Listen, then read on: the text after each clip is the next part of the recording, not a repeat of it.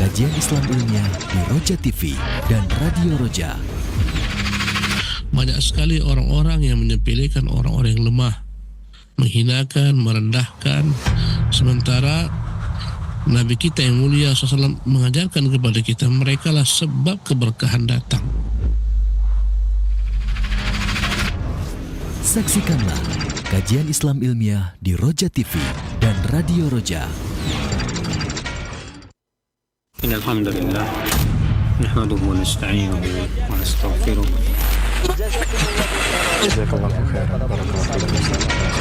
Roja TV, saluran tilawah Al-Quran dan kajian Islam.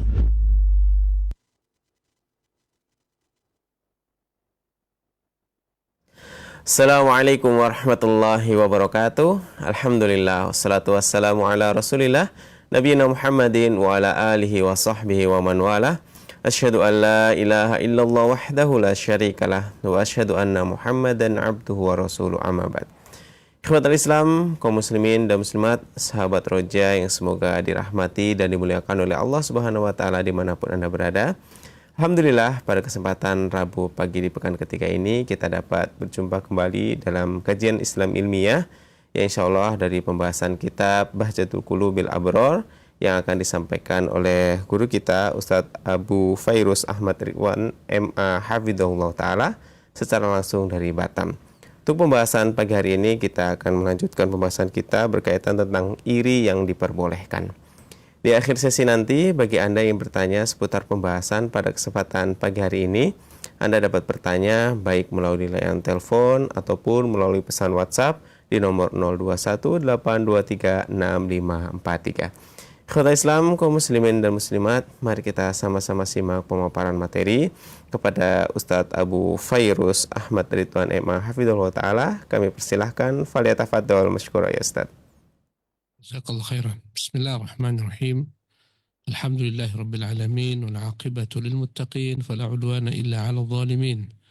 Asyhadu an la ilaha illallah wahdahu la syarika lah wa asyhadu anna Muhammadan abduhu wa rasuluhu la nabiyya ba'dah.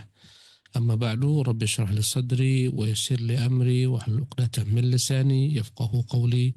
Rabbi zidni ilma warzuqni fahma wa 'amalan mutaqabbala. Para pemirsa, pemerhati Roja TV dan para pendengar di Roja dimanapun Anda berada, alhamdulillah, bifadlillah, karena karunia Allah semata pagi hari ini kita dapat melanjutkan kajian kitab-kitab Bahjatul Qulubil Abrar yang membuat bergembira hati orang-orang yang baik-baik, yaitu kumpulan daripada hadis-hadis pilihan yang dikumpulkan oleh Imam Abdurrahman bin Nasir Sa'di rahimahullah. Pada pagi hari ini kita akan lanjutkan pembahasan hadis yang ke-88 tentang iri yang dibolehkan. Berkata Syekh Abdurrahman bin Nasir Sa'di rahimahullah, an Abdullah bin Mas'ud radhiyallahu anhu qala, dari Abdullah bin Mas'ud, semoga Allah meridainya, ia berkata, qala Rasulullah sallallahu alaihi wasallam, bersabda Rasulullah sallallahu alaihi wasallam, la hasada illa fitnatain, tidaklah dibolehkan iri atau hasad kecuali pada dua manusia. Rajulun atahu Allahu ma'lan, yang pertama adalah iri kepada seseorang yang Allah limpahkan kepadanya harta yang banyak. Fasallatahu ala halakatihi fil haqq, maka harta yang banyak itu dia gunakan untuk menegakkan kebenaran, mendukung kebenaran. Hartanya dihabiskan, hartanya dia keluarkan untuk kebaikan. Kemudian warajulun atahu Allahul hikmah, seorang yang Allah berikan kepadanya hikmah atau ilmu. Fahuwa yaqdi biha wa yu'allimuha, dengan hikmah itu, dengan ilmu itu diajarkan kepada manusia, dan dengan hikmah dan ilmu tersebut dia memutuskan perkara-perkara di antara manusia. Muttafaqun alaihi. Para pemirsa dimuliakan oleh Allah Subhanahu wa taala, hukum asalnya dilarang kita memiliki sifat iri. Dalam bahasa Arabnya hasad, dalam bahasa Indonesia bisa berarti dengki, ya, iri, dengki, hasad dalam bahasa Arabnya. Dan tentunya Nabi SAW menyebutkan tentang bahayanya sifat hasad ini, di mana Nabi mengatakan, iyyakum wal hasada, jauhilah sifat hasad, iri. Fa innal hasada ya'kulul hasanati, karena sifat iri ini akan memakan segala macam bentuk kebaikan.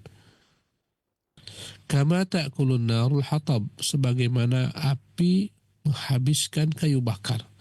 Amalan yang baik, bila mana seseorang memiliki penyakit iri, akan berguguran amalannya, akan dia berikan amalannya kepada orang yang dia irikan. Habis amalannya sia-sia. Sebagaimana habisnya api, sebagaimana habisnya kayu bakar dilahap oleh api. Maka perumpamaan iri bagikan perumpamaan kayu, yakni bagikan perumpamaan api yang menghabisi kayu bakar.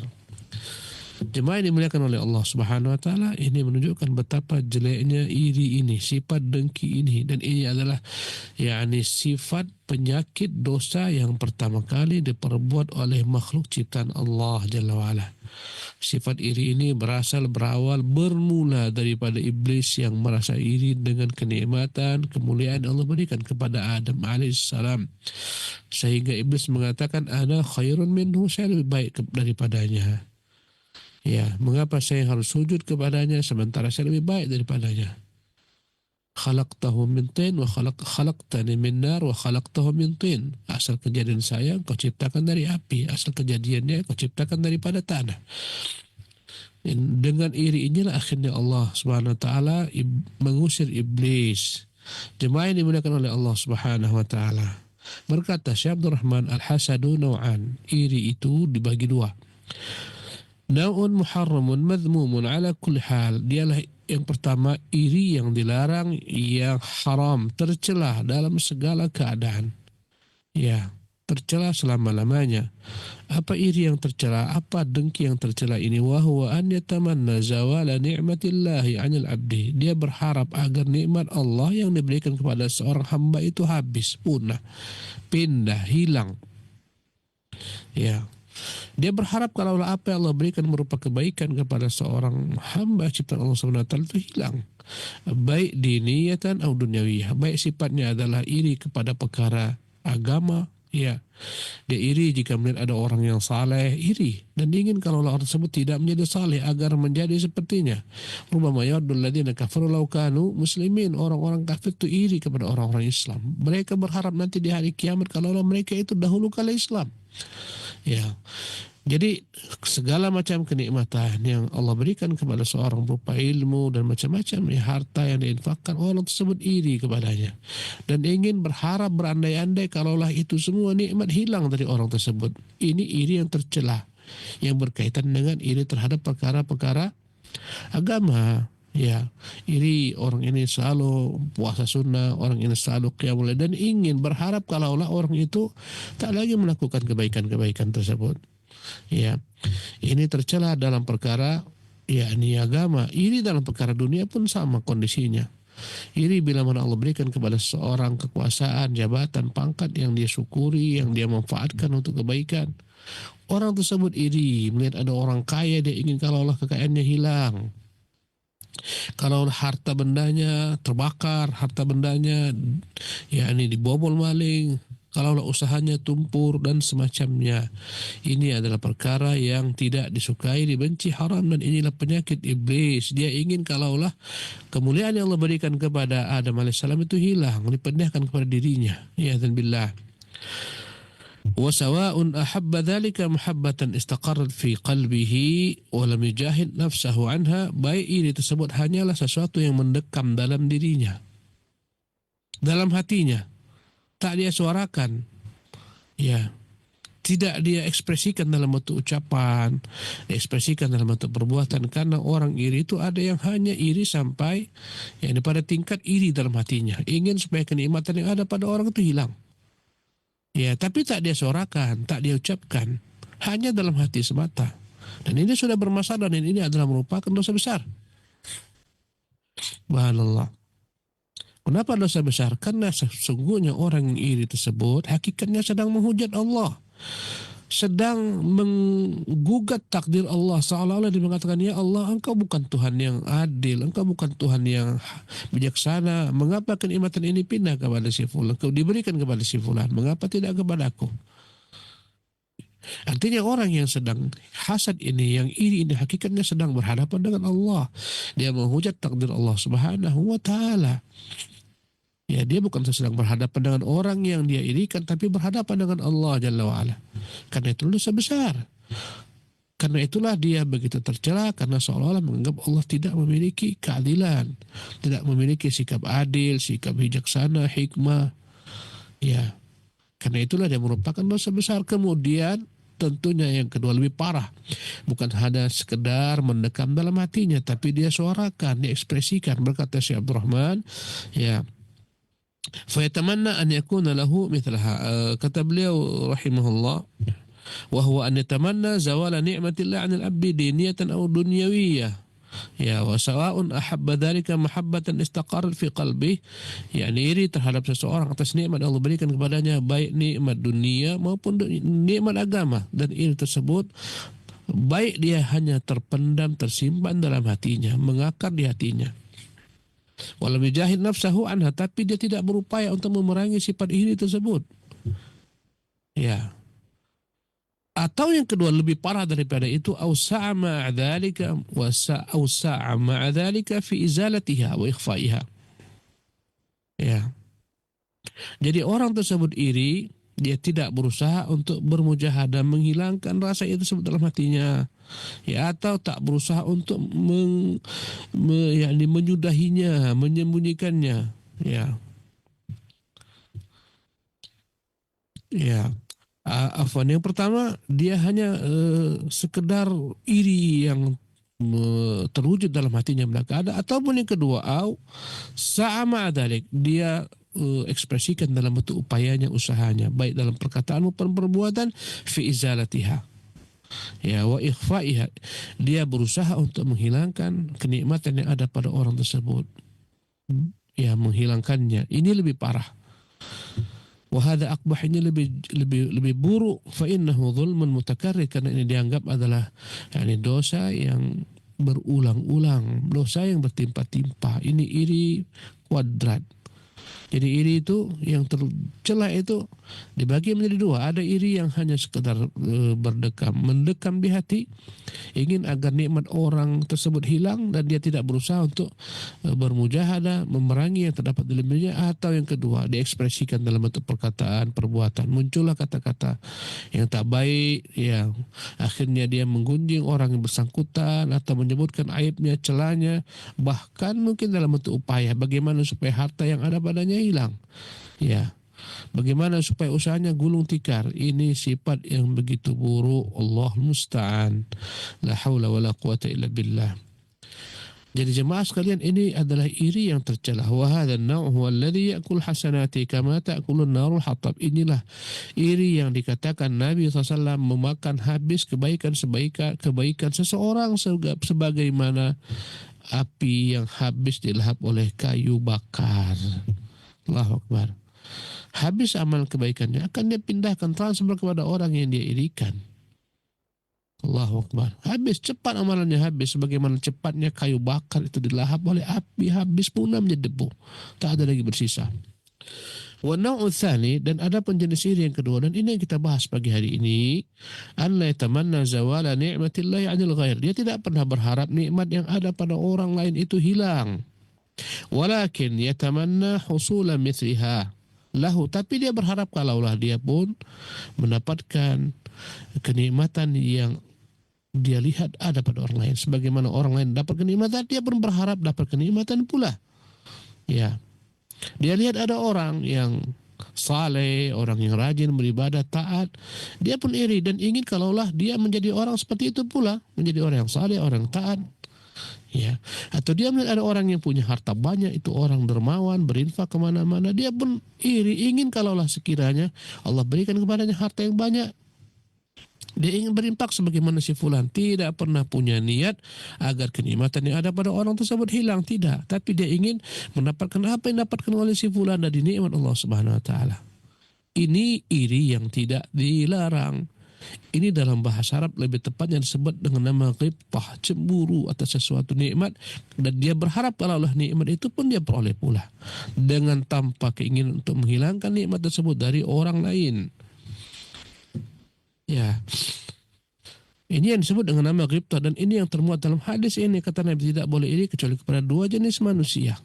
Iri yang bagaimana? Iri yang semacam ini. Iri yang dia tidak ingin kenikmatan itu hilang pada orang yang bersangkutan, tapi dia ingin kalaulah dia mendapatkan kenikmatan serupa. Ya, walakin atamanna husula mithliha lahu au fawqaha au dunaha. Atau berharap kalaulah dia lebih dahsyat mendapatkan kenikmatan di atas orang tersebut atau di bawah orang tersebut. Ini iri yang tidak tercela. Intinya selama dia tidak pernah berharap nikmat yang ada pada orang itu hilang, maka ini tidaklah dianggap tercela. Bahkan ini terpuji, akan memicu orang untuk beramal saleh, berbuat kebaikan. Subhanallah. Pemirsa yang dimuliakan oleh Allah Subhanahu wa taala, berkata Syekh Abdul Rahman, fal mahmud, kata beliau rahimahullah, ya, wa hadha naw'ani mahmudun wa ghairu mahmud. Ya, ghibtah ini, iri ini, ya, yang tidak berdosa ini, tidak diharamkan ini, tapi dia juga dapat dibagi menjadi dua bagian, kata Syekh Abdul Rahman bin Nasir Sa'di. Ya, pertama adalah iri yang dapat pujian yang utama, yang dianjurkan. Yang kedua, iri yang dia tidak mendapatkan keutamaan. Walaupun dia tidak haram, tidak tercela, tapi nggak dapat keutamaan. Ya, jadi kita ulangi lagi. Dalam agama kita hasad dibagi dua. Ada hasad yang madhmum, yang dicela, yaitu hasad atau iri, dengki, berharap kenikmatan yang ada pada orang itu hilang. Ya, itu baik hanya sekedar perasaan dalam dirinya yang tidak ekspresikan, tapi tidak dia berusaha untuk menghilangkannya, atau lebih parah daripada itu, berusaha melakukan berbagai macam perkataan, perbuatan yang sekiranya dianggapnya dapat menghilangkan nikmat yang pada orang lain, nikmat yang ada pada orang lain. Ini iri yang tercela. Yang kedua adalah iri yang tidak berdosa, ya, yaitu iri dalam perkara disebutkan Nabi yang mulia sallallahu alaihi wasallam, ya, pada hadis ini. Maka iri yang tak berdosa ini dibagi lagi menjadi dua bagian. Ada iri yang dia itu terpuji, ada iri yang dia tidak berdosa tapi tidak terpuji. Ada perinciannya akan kita jelaskan. Fal mahmudu min dzalik, adapun iri yang dipuji dalam agama disebut ghibtah, an yara ni'matallahi ad-diniyata, ya, ala 'abdihi fayatamanna an yakuna lahu mithlaha. Yang pertama adalah dia merasa ingin kalaulah kenikmatan berupa kenikmatan agama yang Allah berikan kepada seorang hamba juga dapat dia rasakan, juga dapat dia nikmati. Nampaknya ada orang saleh, dia ingin saleh. Iri dia kalaulah dia pun ingin, yakni berupaya menjadi orang seperti itu pula. Ada orang alim, dia ingin menjadi orang alim dan dia berupaya untuk hal itu. Ya. Fahada min babi tamannil khair, maka ini tidak tercela, bahkan masuk ke dalam bab berharap kebaikan, mengharapkan kebaikan, dan kita disuruh selalu berniat kebaikan, berharap kebaikan. Ya, selama kita berniat baik, insya Allah kita dalam kebaikan. Berharap kalau kita jadi orang saleh seperti si fulan, berharap kalau kita jadi orang alim semacam si fulan. Ini baik. Fa in qarana dzalika sa'yun wa 'amalun li tahsili dzalika fa huwa nur 'ala nur. Jika hal ini diiringi dengan upaya lagi, tidak hanya sekedar keinginan dalam hati ingin seperti si fulan saleh, ingin seperti si fulan orang alim, diiringi dengan upaya, akhirnya dia pun berusaha untuk menjadi orang saleh, berusaha memaksa dirinya untuk beribadah kepada Allah Subhanahu wa taala, qiyamul lail contohnya, siyamun nahar, puasa di kala siang, ya, puasa sunnah di malam hari, qiyamul lail. Dia berusaha menjadi orang saleh, iktikaf di masjid, berusaha menjadi orang berilmu, dia pun mendatangi majelis ilmu. Artinya diiringi dengan upaya, maka dia lebih baik lagi. Nurun ala nur, bagikan cahaya di atas cahaya. Dan ini yang sangat dianjurkan, dan ini orang menjadi maju. Dia ingin sebagaimana kebaikan yang ada pada saudaranya juga dia dapatkan, maka dia berupaya untuk mendapatkannya. Kalau andai kata dia tidak berupaya, sudah baik dalam kebaikan. Ya, kalau andai kata dia berupaya untuk mendapatkan hal serupa, itu tentunya lebih baik lagi. Subhanallah.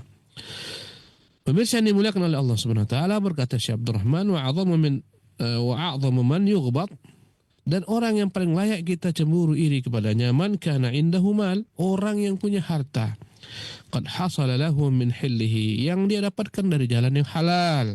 Thumma sullita wa wuffiqa ala infaqi fil haq, kemudian ditakdirkan Allah SWT dia mampu untuk menggunakannya, menginfakkannya, mendistribusikannya untuk sarana-sarana kebaikan. Fil huquqil wajibah wal mustahabah, dia menunaikan kewajiban-kewajiban yang diberikan kepadanya. Dengan hal tersebut, dia tunaikan kewajibannya sebagai suami, tuntaslah kewajibannya, sempurna dia wujudkan, sempurna dia lakukan sebagai suami terhadap istri-istrinya, anak-anaknya, kerabat dekatnya. Ya, dia semuanya dinafkahi. Kata Allah, wa atidal qurba haqqahu wal miskin wa ibnas sabil, berikanlah kerabat dekat hak-hak mereka, orang-orang miskin dan orang terputus bekal. Ataupun infak yang tak wajib baginya. Yang wajib seperti anaknya, istrinya, orang tuanya. Yang tak wajib seperti orang miskin yang bukan menjadi kewajibannya, ibnu sabil dan semacamnya. Fa inna hadza min a'zamil burhan 'alal iman, maka ini menunjukkan atas keimanan yang begitu besar. Ya. Wa min a'zami anwa'il ihsan, dan ini menunjukkan kebaikan yang begitu luar biasa. Jadi kata beliau, yang paling baik diirikan adalah orang yang punya harta, yang dia gunakan hartanya untuk kebaikan. Ya, berinfak, baik berinfak yang sifatnya wajib atas anak istrinya, kerabat dekatnya, atau infak yang tak wajib baginya, mendukung sarana-sarana ilmu agama, membangun pesantren, menafkahi murid-murid, menjadi orang tua asuh, mensubsidi untuk para guru-guru agama dan semacamnya. Ini kebaikan di atas kebaikan. Allahu Akbar. Maka kita iri kepada orang semacam ini, luar biasa. Faedahnya luar biasa, ganjaran pahalanya, apalagi diiringi dengan upaya kita meniru apa yang dia buat, tentu lebih utama lagi. Berkata Syekh Abdurrahman, wa man kana indahu ilmun, yang kedua, orang yang punya ilmu, wa hikmatun, yang dia punya ilmu yang melahirkan hikmah. Hikmah adalah perkataan, perbuatan yang tepat pada waktu yang tepat dengan cara yang tepat, itulah hikmah. Dan hikmah tersebut dibutuhkan padanya ilmu. Ilmu itu yang membuat orang menjadi hakim. Ya, sehingga tepat dia dalam berkata-kata, tepat menyampaikan. Dia tahu kapan harus lunak, kapan harus keras, kapan harus lembut, kapan memberi, kapan menahan. Dia tahu tempatnya, tahu waktunya. Ini namanya hikmah. Barang siapa yang memiliki hikmah, memiliki ilmu, allamahullah iyah, yang Allah ajarkan kepadanya, wa wuffiqa li badliha, dan diberikan Allah taufik, dia senantiasa menyebarkan ilmunya. Ini jenis manusia yang kedua yang kita seharusnya dianjurkan iri kepada mereka. Orang yang Allah berikan ilmu sehingga menghasilkan hikmah, Allah beri taufik pula untuk mengajarkan ilmunya, memutuskan perkara antara manusia. Ya.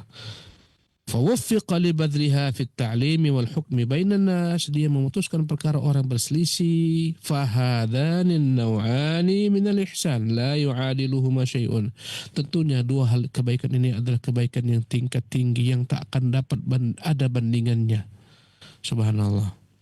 Engkau punya ilmu, dengan ilmumu engkau ajarkan kepada manusia ilmu yang bermanfaat, engkau putuskan perkara-perkara yang mereka berselisihkan. Satu. Yang kedua, engkau punya harta.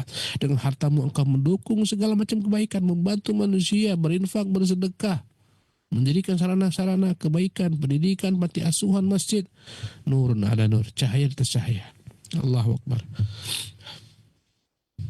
Mengapa bermanfaat? Kata beliau, al-awwal yanfa'ul khalqa bimalihi. Yang pertama, bermanfaat makhluk dengan sebab hartanya.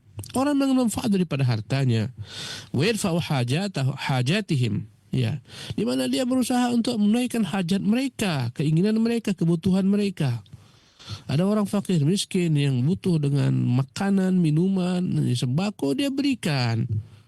Ada orang jahil, dia datang. Ada orang-orang yang jahil, tidak memiliki ilmu, kemudian dia ingin belajar di sekolah, di pesantren, kemudian dengan hartanya dia dukung. Memang dia tak mampu mengajarkan orang tersebut ilmu, tapi dia mampu sekolahkan. Allahu Akbar. Dihantarkan ke pesantren, dia jadi orang tua asuh. Ini luar biasa. Ya. Wa yanfiqu fil masyari'il khairiyah. Dia nafkahkan hartanya, dia keluarkan hartanya, distribusikan hartanya dalam segala macam proyek-proyek kebaikan, proyek-proyek sosial. Ada orang-orang satu masyarakat yang butuh sumber air, tak ada sumber air yang baik, yang benar. Akhirnya dia gali untuk mereka sumur, dia pancarkan air untuk mereka. Luar biasa orang semacam ini. Ya. Dalam segala macam proyek-proyek kebaikan, ada orang-orang yang terkena musibah, bencana alam, dia bantu mereka, dia bangun rumah-rumah sementara dan semacamnya. Fataqumu wa yatasalsal naf'uha wa ya'dhamu waq'uha. Hal ini akan terus berkesinambungan ganjaran pahalanya dan begitu besar ganjarannya. Allahu Akbar. Selama itu sumur terus dipakai orang, mengalir pahala ke dia. Selama ini anak yang dia nafkahi menjadi orang alim, bermanfaat untuk orang banyak, akan mengalir pahala ke dia. Selama air mengalir ke sawah-sawah yang dengan sebab upayanya akhirnya masyarakat tak kekeringan, orang memanfaatkan air tersebut menjadi irigasi yang baik, sawah itu pun tumbuh dengan baik, menghasilkan panen yang baik, akan mengalir ke dia pahalanya. Ini orang-orang cerdas. Punya harta, cerdas. Karena tak banyak orang-orang punya harta itu cerdas. Sebagian daripada orang-orang yang jauh daripada ilmu agama, harta itu dihambur-hamburkan. Bayangkan kadang-kadang lihat sejumlah manusia, sejumlah artis, orang-orang yang menjadi sorotan media. Kadang-kadang kau lihat dia bangga-bangga menunjukkan tas kecilnya, satu tas harganya 2 miliar, satu tas harganya 3 miliar, berbangga-bangga. Kadang-kadang dia bukakan rumahnya, di kandang mobilnya berpuluh mobil mewah-mewah yang harganya miliaran rupiah hanya untuk berbangga-bangga semata.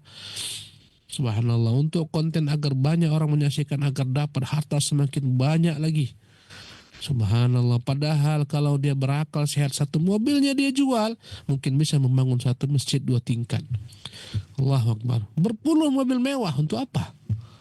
Padahal kalau dia orang yang cerdas, itu semua dia akan jual, dia akan cukup pendiri dengan 1-2 mobil yang cukup bagi dirinya. Subhanallah, dia bangunkan panti asuhan, dia bangunkan sekolah-sekolah. Allahu Akbar. Dia wujudkan usaha-usaha kecil, dia bantu masyarakat-masyarakat kecil. Ini baru orang cerdas. Allahu Akbar. Sebagian orang tak cerdas menggunakan hartanya, yang akan memperpanjang hisabnya di hari kiamat. Allahu Akbar. Kau tengok bagaimana kehidupan orang-orang yang tak cerdas ini, tak cerdas menggunakan hartanya. Hidupnya sia-sia, naik kapal pesiar, berjalan ke sana, berjalan kemari, menghambur-hamburkan uang. Allahu Akbar, hanya untuk kesenangan diri, kesenangan jasmani. Jasmani ini akan segera mati binasa. Ya Allahu Akbar. Tubuhmu yang kau pertontonkan kepada manusia, kecantikanmu, kemolekanmu, keindahan rupamu, hartamu, itu semua kan kau tinggalkan, tak lama masanya. Kemudian berebutlah ahli warismu, memperebutkan semua hartamu. Kemudian berubahlah tubuhmu, hancur dimakan oleh tanah, dimakan oleh cacing-cacing tanah. Allahu Akbar. 3 hari dalam kubur telah pecah perutmu, busuk baumu. Ini tubuh. Allahu Akbar. Orang cerdas, dia tidak salah memikirkan perkara tubuh. Tapi bagaimana tubuhnya nanti sudah hancur berkalang tanah, berkekalan amalan yang dia lakukan ketika hidup. Banyak orang-orang kaya yang tak cerdas, apalagi sumbernya sumber yang haram. Korupsi triliunan rupiah, apalagi dari harta negara, merugikan umat. Allahu Akbar. Dia korupsi berbagai macam sarana-sarana yang bermanfaat untuk orang banyak, dia korupsi. Allahu Akbar. Ini lebih dahsyat di sisi Allah Subhanahu wa taala, ganjaran dosanya. Pemirsa yang dimuliakan oleh Allah Subhanahu wa taala. Watsani, ada pun orang kedua, memang dia tak punya harta tapi dia punya ilmu. Allahu Akbar. Yanfa'un nasa bi'ilmi, dia beri manfaat kepada manusia dengan ilmunya. Wa yanshuru bainahum ad-din wal ilm alladhi yuhtada bih. Ya. Dia berikan kepada manusia ilmu tersebut, dia sebarkan ilmu, dia ajarkan manusia agama. Ya, yang membuat manusia yahtadi bihil ibadu fi jami' umurihim, sehingga hamba-hamba bermanfaat dengan ilmunya, sehingga mereka tahu bagaimana menyembah Allah, tahu untuk apa arti hidup, kemana mereka akan berjalan. Allahu Akbar. Mereka tahu untuk apa mereka Latin wa ghairiha. Diajarkan manusia ini ibadah yang benar. agar orang tidak beribadah dengan cara-cara bid'ah yang diada-adakan manusia. Ini muamalah yang benar agar orang tak terjebak pada riba, pada penipuan, kezaliman dan lain-lainnya. Inilah orang yang cerdas, bermanfaat baginya ilmunya. Allahu Akbar. Jemaah ini Allah Subhanahu wa taala berkata, Syekh Abdul Rahman, "Tsumma ba'da hadainil itsnain," kemudian setelah dua hal ini, iri yang terpuji ini kepada orang kaya yang bermanfaat hartanya untuk kebaikan, kepada orang alim bermanfaat ilmunya menyebar kebaikan, ya takunul ghibtatu al khair bihasabi halihi wa darajati indallah. Bertingkat-tingkatlah yang namanya perasaan iri kepada kebaikan ini. Bertingkat-tingkat, tak sama nilainya, derajatnya di sisi Allah Subhanahu wa taala. Ya. Walihada amar Allah taala bil farah wal istibsyar bihusuli hadzal khair. Oleh karena itulah Allah suruh kita bergembira, ya, berbahagia bila mana terwujud kebaikan ini. Wa innahu la yuwaffaqu lidzalik illa ahlul hududil azimatil aliyah. Sesungguhnya tidaklah dapat memperoleh derajat semacam ini, keberuntungan semacam ini, kecuali orang-orang yang memiliki kedudukan yang tinggi di sisi Allah Subhanahu wa taala. Qala ta'ala, kata Allah Subhanahu wa taala kepada Nabi Muhammad, katakan ya Muhammad, qul bi fadlillahi wa bi rahmatih, semuanya hanya karena karunia Allah dan rahmatnya. Fabidzalika falyafrahu, hendaklah dengan demikian mereka bergembira, huwa khairun mimma yajma'un, itu lebih baik daripada apa yang dikumpulkan manusia. Ada orang-orang Allah berikan pada nikmat yang banyak berupa ilmu yang banyak, harta yang banyak, dia gunakan untuk kebaikan, hendaklah mereka bersenang-senang nanti di hari kiamat. Bahkan di dunia mereka akan bersenang-senang dengan apa yang telah mereka sebarkan kepada manusia berupa kebaikan. Berkata Allah, huwa khairun, hal ini bergembira dengan kebaikan dan rahmat Allah lebih utama mimma yajma'un, daripada apa yang dikumpulkan manusia. Banyak orang kaya tapi tak semua cerdas. Banyak orang berilmu tapi tak semua cerdas. Untuk orang-orang yang tak cerdas ini sia-sia ilmunya. Ya, tak pandai bagaimana menggunakan ilmu yang Allah berikan kepada, tak pandai menggunakan harta yang Allah berikan kepadanya. Mereka orang-orang yang merugi. Ya, karena semuanya akan ditinggalkan. Maka bergembira dengan rahmat Allah berupa kebaikan-kebaikan ini. Wa qala, dan Allah berfirman, wala tastawil hasanatu wala sayyi'ah, tidak akan dapat disamakan antara kebaikan dengan keburukan. Ini hartanya digunakan kebaikan, ini untuk keburukan, berplesir, berzina, berjudi, naudzubillah min dzalik, judi online, ya. Allahu Akbar. Sementara yang ini berinfak, bersedekah, menafkahi keluarganya dan semacamnya, luar biasa perbandingan antara keduanya. Ya. Idfa' billati hiya ahsan. Maka hendaklah engkau berusaha untuk menolak keburukan dengan kebaikan. Fa idzal ladzi bainaka wa bainahu adawa ka'annahu waliyyun hamim. Bila mana ada permusuhan antara engkau dan dia, engkau balas keburukan dengan kebaikan, semoga akan menjadi persahabatan yang abadi, persahabatan yang sejati, teman yang baik. Wa ma yulaqqaha illa alladziina sabaru, hal itu tidak dapatkan kecuali oleh orang-orang yang memiliki sifat sabar. Wa ma yulaqqaha illa dzu hadzin adzim, tidaklah diperoleh kecuali orang-orang yang memiliki keberuntungan yang besar. Ya. Wa qad yakunu man tamanna syai'an min hadhihi al-khairati lahu mithlu ajl fa'il idza sadaqat niyatuh. Kadang-kadang orang yang punya sifat iri ini memperoleh ganjaran yang sama bila yang benar niatnya, tulus niatnya. Subhanallah. Ya. Memang dia tidak memiliki apa yang dimiliki oleh sahabatnya berupa ilmu, tapi jujur dia ingin sekali kalau ada kesempatan berilmu, dia punya ilmu seperti si fulan. Dengan niatnya Allah berikan ganjaran yang sama. Kalau andai kata aku berilmu, aku akan seperti si fulan, aku ajarkan ilmuku, aku sebarkan. Dengan niatnya dapat ganjaran yang sama. Allahu Akbar. Ini menunjukkan luar biasa perkara niat. Memang dia tak punya harta, tapi dia bilang, ya Allah, kalau aku punya harta seperti si fulan, ya Allah, kau takdirkan aku seperti si fulan, aku akan infakkan, sedekahkan hartaku. Kata Rasulullah, huma fil ajri sawa, dua-duanya sama dapat ganjaran pahala. Allahu Akbar, ganjaran pahala sama. Dengan niat. Ya. Subhanallah. Berkata Syekh Abdul Rahman, ya, Lahu mithlu ajil fa'il, dia akan dapat ganjaran pahala sebagaimana orang yang melakukan tersebut. Idza sadaqat niyatuhu, kalau niatnya benar, wa sammama min azimatihi an law qaddara dzalikal amal. Dia berazam kalaulah Allah takdirkan mampu melakukan hal serupa, la amila mithlahu, pasti dia akan buat. Kalau ditakdirkan dia memiliki kemampuan, dia akan buat. Kama thabata bidzalikal hadis, sebagaimana terdapat dalam hadis Nabi yang mulia sallallahu alaihi wasallam. Nabi menceritakan sesungguhnya manusia itu ada 4 orang. Pertama, orang yang Allah berikan kepadanya ilmu dan harta.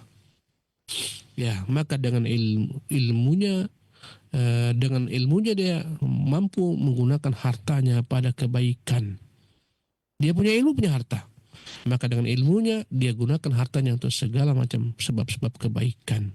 Dengan ilmu dijadikan manusia, dan hartanya dia menjadikan sarana sebagai sebab-sebab kebaikan. Ini orang yang paling tinggi tingkatnya. Atahullahu ilman, atahullahu malan wa ilman. Allah berikan kepadanya ilmu dan harta.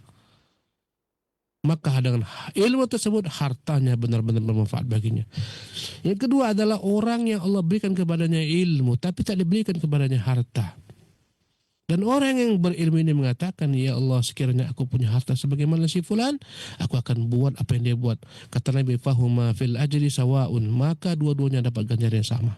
Yang ketiga, tipe manusia yang ketiga adalah orang-orang yang Allah berikan kepadanya harta, ya tak diberikan kepadanya ilmu. Sehingga harta bendanya dia gunakan untuk semua sarana keburukan. Dia Allah berikan sarana harta yang banyak tapi tak diberikan ilmu. Karena itulah akhirnya harta tersebut diambur-amburkan. Beli tas harganya 3 miliar, tas kecil, subhanallah, untuk berbangga-bangga. Beli jaket harganya sekian miliar. Beli jam tangan, ya harganya sekian miliar, sekian ratus juta. Berbangga-bangga belaka. Lebih parah daripada itu digunakan untuk kemaksiatan, berzina dan semacamnya. Ini orang yang ketiga. Yang keempat, yang paling terakhir ini yang paling rendah tingkatnya, derajatnya. Orang yang tidak Allah berikan kepadanya harta dan tak diberikan kepadanya ilmu. Dan dia iri kepada orang ketiga. Dia berharap, kalaulah aku nanti punya harta, aku akan lakukan sebagaimana si fulan lakukan. Kalau anda kata aku punya harta, akan aku hambur-hamburkan sebagaimana si fulan, aku akan habiskan sebagaimana si fulan. Kata Nabi, huma fil wizri sawaun. Kedua-duanya sama ganjaran dosanya. Allahu Akbar. Jemaah yang dimuliakan oleh Allah Subhanahu wa taala. Wa amman ghibbatul lati, ya, kata beliau, kama thabata bidzalikal hadits wa khususan idza syara'a wa sa'a ba'd sa'i. Ya, maka orang semacam ini, ya,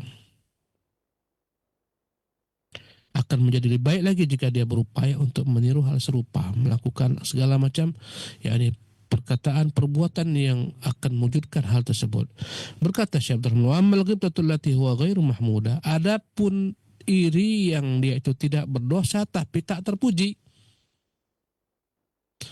Ada iri yang terpuji, ada iri yang tak terpuji tapi tak berdosa. Apa dia? Fahiya tamanni husuli matalibid dunia. Orang yang berharap dapat kenikmatan dunia li ajlil ladzat, hanya sekedar untuk menyalurkan syahwatnya, kenikmatan dunianya, hanya untuk dunia semata. Iri dia, si fulan jadi orang kaya, dia pun ingin kalau dia jadi orang kaya, tapi tujuannya kekayaan tersebut hanya untuk kenikmatan diri saja, kelezatan diri saja, untuk bangun istana dan seterusnya, beli mobil-mobil yang mewah. Ya, selama tidak berlebih-lebihan, dia tidak berdosa tapi tak terpuji. Kalau berlebih-lebihan sampai boros, maka dia berdosa. Ini iri yang dia tidak terpuji. Iri hanya karena faktor pekan dunia, ingin sebagaimana si fulan punya kedudukan. Kenapa? Karena kedudukan lihatnya enak, semuanya mudah, dunianya aman. Hanya untuk dunia pikirannya. Ini, ya, adalah iri yang tidak terpuji. Ya. Liajli ladzat wa tanawul syahwat, karena hanya niatnya ya untuk melampiaskan syahwatnya dan kenikmatan dunia belaka. Kama qala ta'ala hikayatan an qaumi Qarun, sebagaimana yang Allah ceritakan tentang kaumnya Qarun. Allah menceritakan tentang mereka. Allah berfirman, ya, ketika Qarun keluar dengan kekayaan yang dia pertontonkan, dengan dayang-dayang istananya, kereta kencananya, berkatalah Allah SWT menceritakan kondisi itu. Orang-orang yang iri dengan Qarun berkata, iri ingin seperti Qarun, berkata, ya laita lana mithla ma utiya Qarun, aduhai kalaulah kami punya harta sebagaimana Qarun, innahu ladzu hadzin azim, sungguh nikmat hidup Qarun. Hanya gara-gara kenikmatan hidup, maka ini enggak terpuji.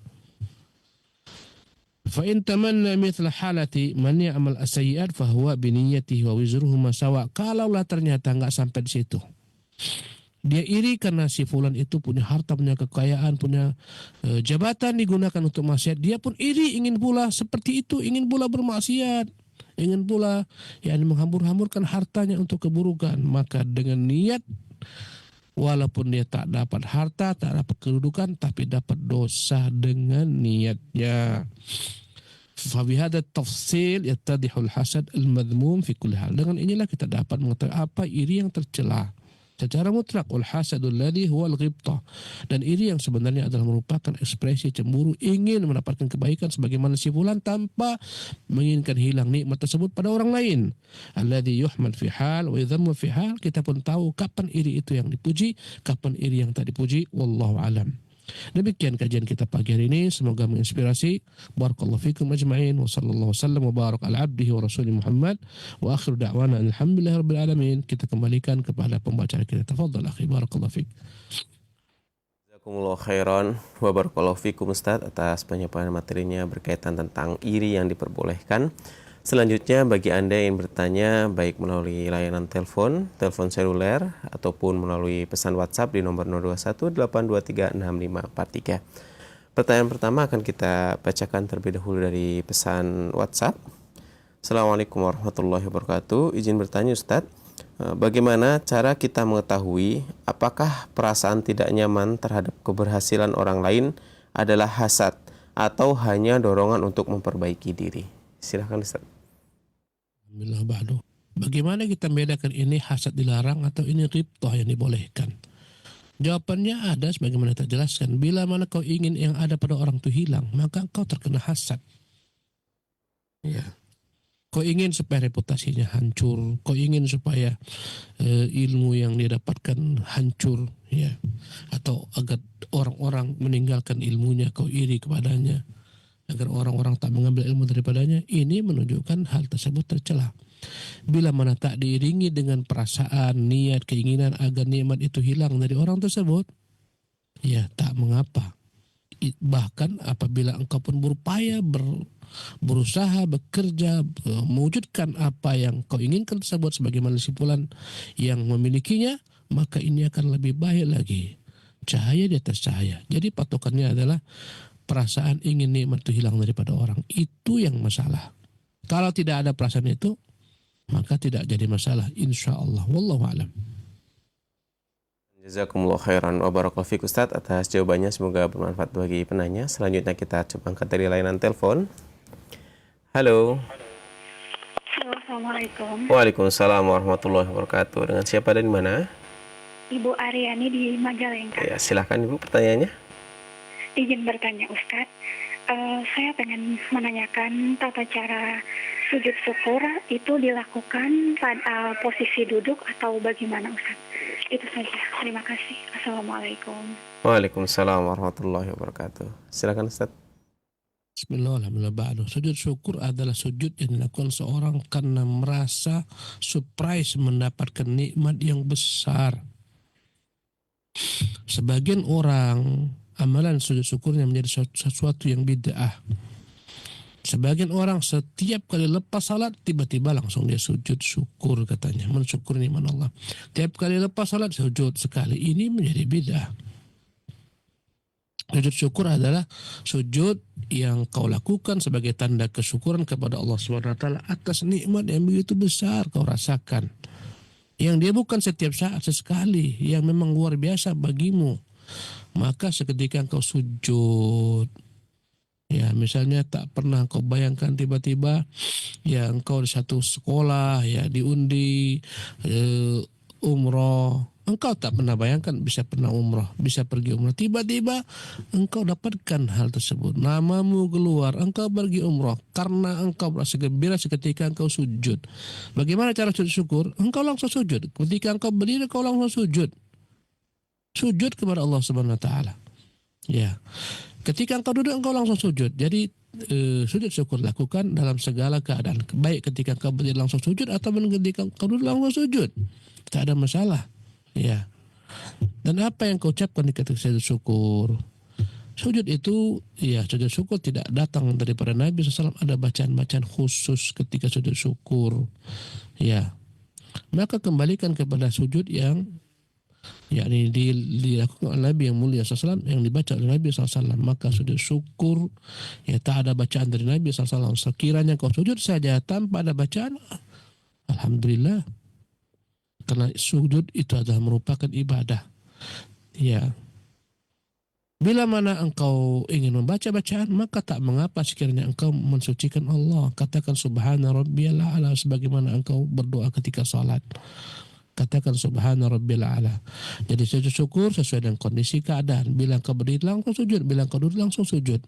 Dan tidak ada setelah itu tahiyat, tidak ada salam, langsung bangun daripada sujudnya. Wallahu taala alam. Naam. Jazakumullah khairan wa barakallahu fiik Ustaz atas jawabannya. Semoga bermanfaat bagi penanya. Selanjutnya kita angkat kembali dari layanan telepon. Halo. Assalamualaikum warahmatullahi wabarakatuh. Waalaikumsalam warahmatullahi wabarakatuh. Dengan Bapak siapa, ada di mana Pak? Wijal, Singkawang, Kalimantan Barat. Silahkan pertanyaannya Pak. Assalamualaikum Ustaz. Awan Ustaz, Ana ingin menanyakan tentang ada berapa waktu yang kita dilarang untuk melakukan sholat.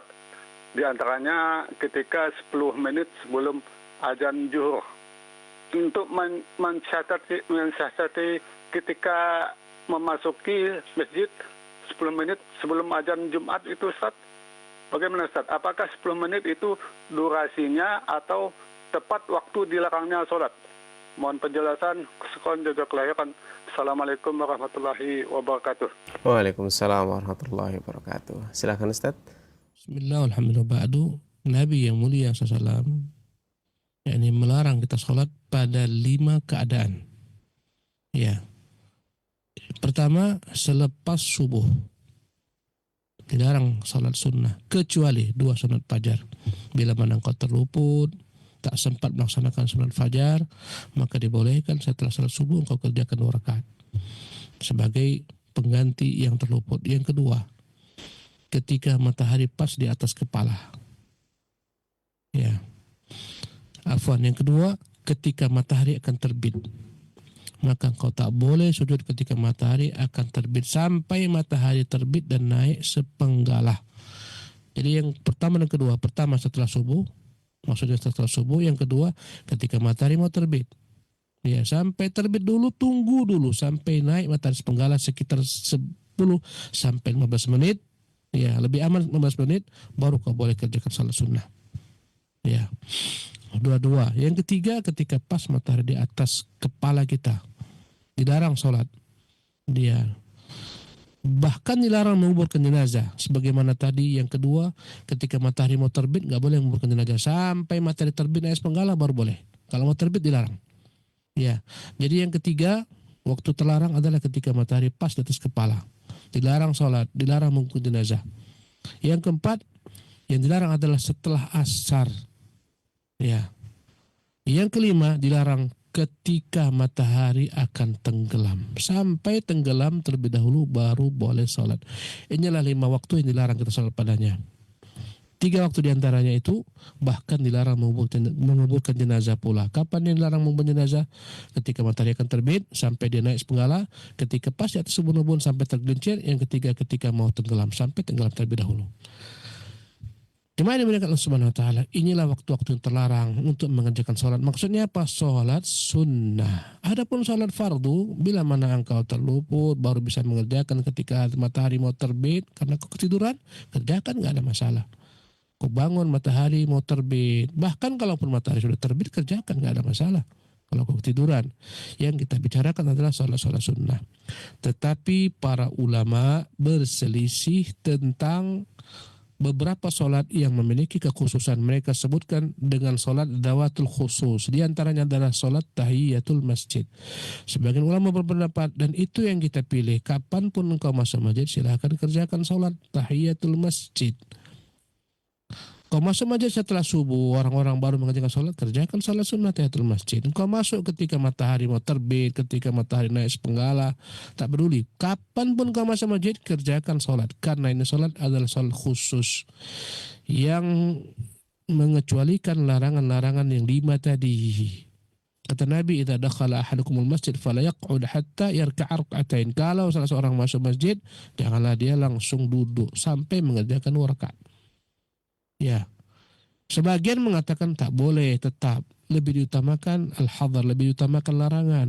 Maka tak mengapa, ini perkara khilafiyah, sehingga akhirnya engkau masuk masjid setelah misalnya sholat asar, engkau tak langsung berdiri sholat tahiyatul masjid, engkau langsung duduk, nggak ada masalah. Bila mana engkau memilih pendapat kedua, karena perkaranya perkara khilafiyah. Sebagian lebih mendahulukan larangan, sebagian mengatakan tidak, larangan ini umum, dikhususkan dengan hadis-hadis tadi. Ya, berkaitan dengan pertanyaan tentang sholat Jumat, ya, jemaah ini dimuliakan oleh Allah Subhanahu Wa Taala. Ditanyakan kepada kita bagaimana orang ingin melaksanakan yang sholat Jumat dan dia datang lebih awal, kemudian sudah dekat masanya khatib mau naik, waktu zuhur mau datang. Bila mana engkau memilih pendapat pertama dan itu yang kita pegang, itu yang saya lebih condong kepadanya, kapanpun engkau masuk ke masjid, walaupun khatib mau naik, walaupun pas mata di atas kepala sebelum khatib naik, silahkan kerjakan. Karena Nabi yang mulia mengatakan, kalau kalian masuk masjid jangan langsung duduk, tapi kerjakan 2 rakaat. Meski itu waktu terlarang. Karena tadi kita bahas pendapat para ulama. Ya, silakan kerjakan. Kemudian yang kedua, bila mana engkau datang ke masjid masih panjang waktunya, ya, sementara engkau tetap melaksanakan sholat sebagaimana ada yang diterangkan Nabi SAW, dia terus sholat berapa yang Allah tentukan baginya sampai imam naik, tidak ada masalah. Sampai khatib datang, nggak ada masalah. Di hari Jumat, ya. Artinya bila mana engkau sudah datang ke sana, kemudian engkau sholat 2 rakaat, salam, 2 rakaat, salam, terus sampai imam datang, naik ke atas mimbar baru kau berhenti, gak ada masalah. Ya.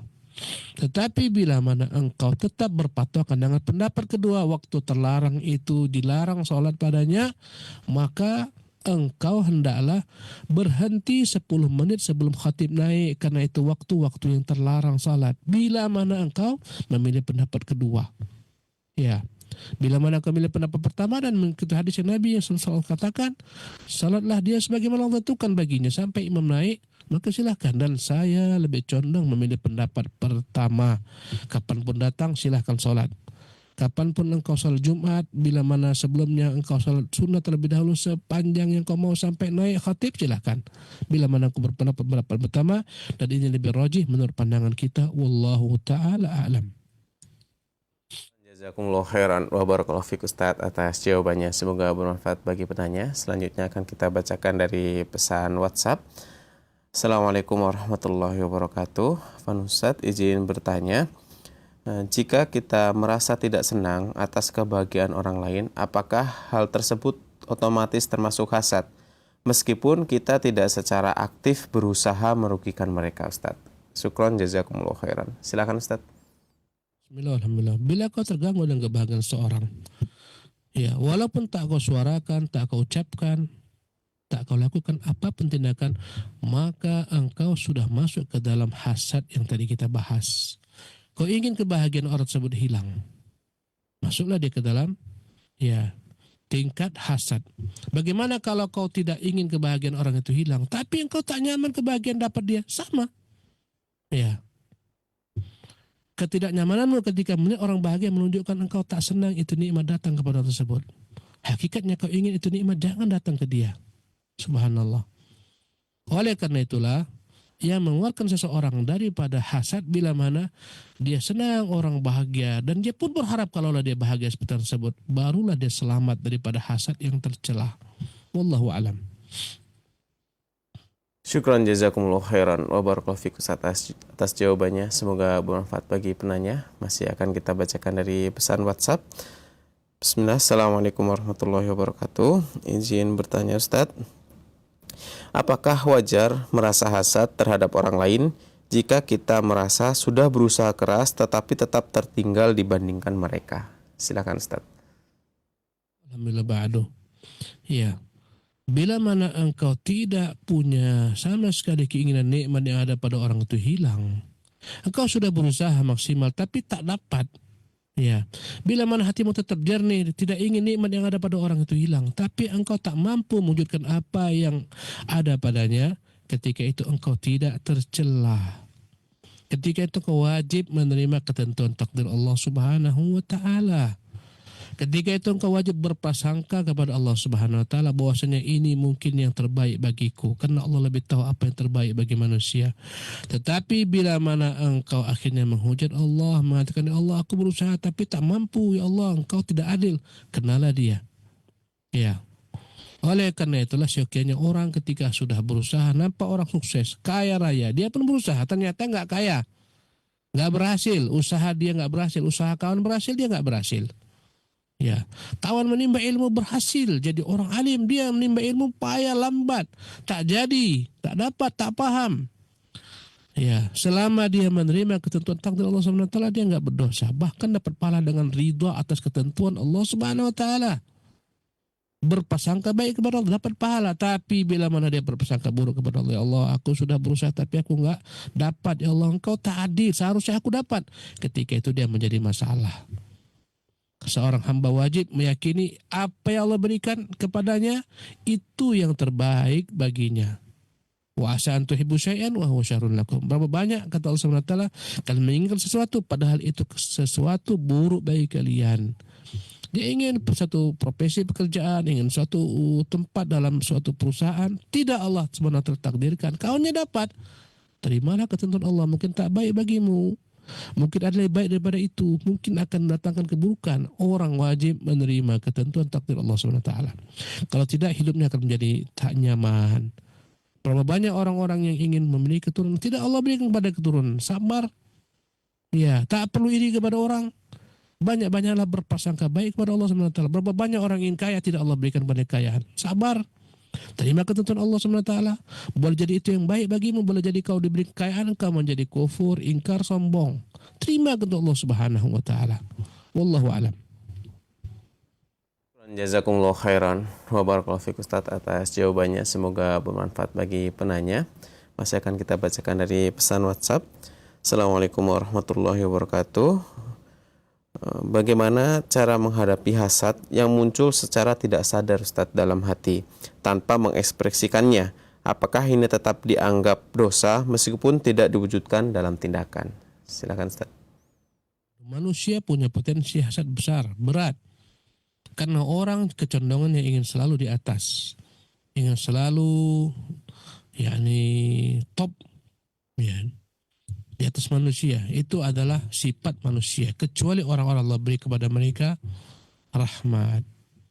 Banyak orang, bahkan galibnya manusia ingin selalu di atas, paling top, paling hebat, paling dipuja, paling dipuji, paling banyak pengikutnya. Itu keinginan manusia kebanyakan.